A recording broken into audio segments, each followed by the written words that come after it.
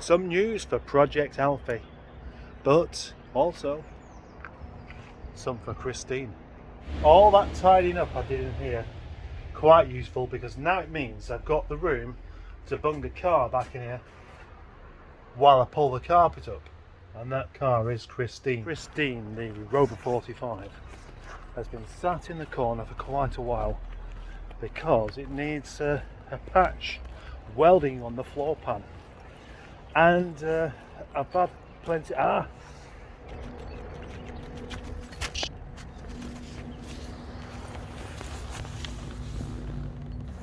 Come on, I've not seen you for a while. Come back and be friendly. As I was saying, Christina has needed this patch welding on the floor pan for quite a while, but I've had other things to deal with. Plus, once you start pulling that carpet up, you don't know how much is actually needed, and obviously funds are needed to do a repair like this. So it's kind of been a bit left. If you've watched any of the previous videos on this car, you may know that it was owned by a man called Dan. Say hello, Dan. Hello there. Dan's quite keen to buy this car back. Fix the green one, yeah? I want to buy the green one!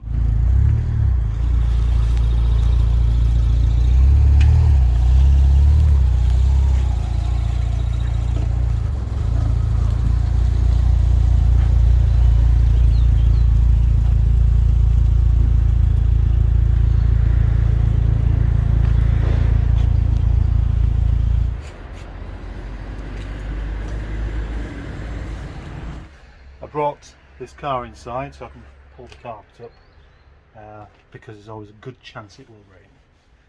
And now I've just found out it's very unlikely today, which is a pity because it's one of the main issues with working here is the lack of light.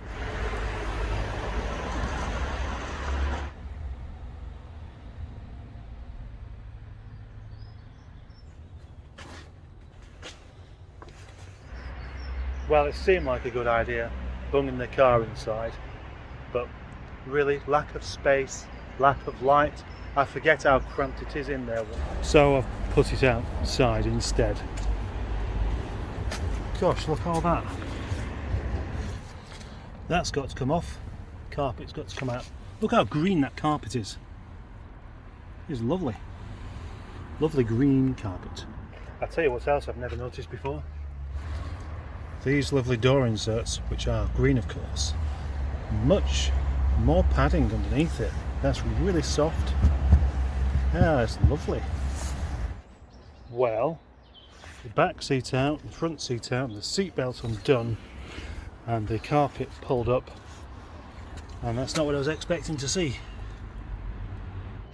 This might seem a bit irrelevant, but has anybody ever noticed how much the central locking on a Rover 45 sounds like the silencer on an assassin's gun?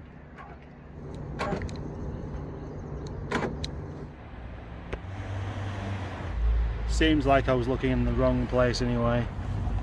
There's the crusty bit right on the edge. The good news is the rest of the sill's actually okay. These look like they're going to be really vulnerable covered up with that plastic, but evidently not.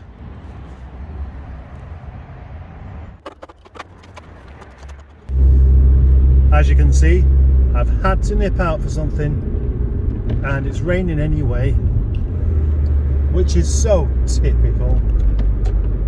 But at least I get to have a little drive in my lovely Project Max.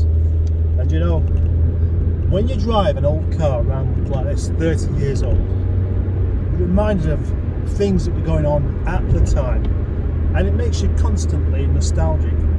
I've just seen this chap walking down the street that I knew from a very, very long time ago. I don't think he'd recognise me, and he looks a little bit worse for wear now.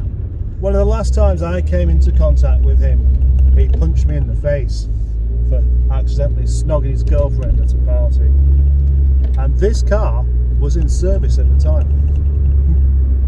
That just amazes me.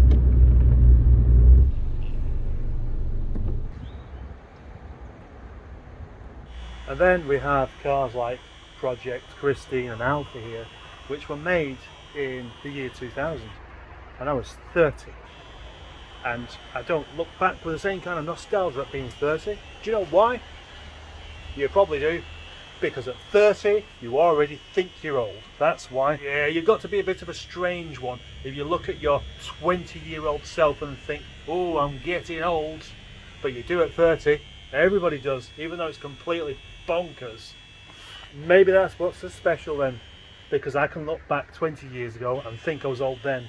But that car takes me back to a time where even I didn't feel like I was old. Now, because it's raining, well, drizzling, which is still enough to make the floor wet, I'm going to stop for my dinner. I mean, it is already 20 to 1, so why not?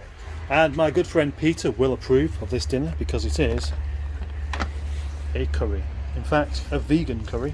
Not actually a vegan curry as such, but it's to vegan standard because there are no dairy products in there or anything. It's just rice and sauce and lentils and stuff, all homemade. Yep, I made this all by myself. I do that. By the way, did you know I've got a channel called Mustard in the Kitchen? Yeah, so I can stop that waffle now. This is superb. Why shouldn't dinner time be a treat from now on? Eh? Yeah, I deserve it. With this curry, I'm really spoiling myself. Much more poking around with a screwdriver in the damp, and I've got to the hole. Yeah, there it is. I was thinking it was going to be there, but it's not. It's there. You can see it. It's there. Fortunately, the jacking point seems to be intact, so it could just be a matter of having a big plate welded over from the inside to deal with that.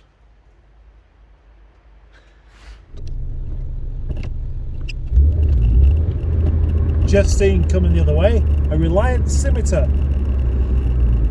I won't say it. I definitely did not pick the right day to be decrusting the floor pan on Christine the Rover 45. But it's already started. What else can I do?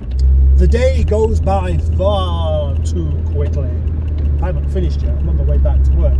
But the day's gone by far too quickly. Simple. What else can I do in this rain out there? Besides, scrabble around on the floor, getting dripping wet. Dripping wet. Oh yes. As from yesterday's video about the irritating things that car people say, I think I'm going to do the irritating things that car people, or the irritating bollocks car people say, part 2. Because all of these lovely comments have reminded me about a whole load of other stuff they say as well. So I'm going to include that, and I'm going to credit all of you lot for commenting and helping me out in another video. I appreciate it.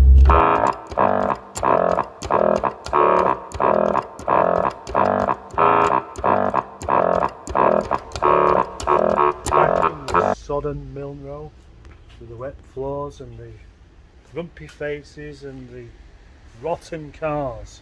Project Nigel headquarters, home of the limp flag, Project Albert, and a clock. Now look up here, my glasses are steaming up and I'm not even wearing them. How about another 10 load of bollocks things that people selling cars say?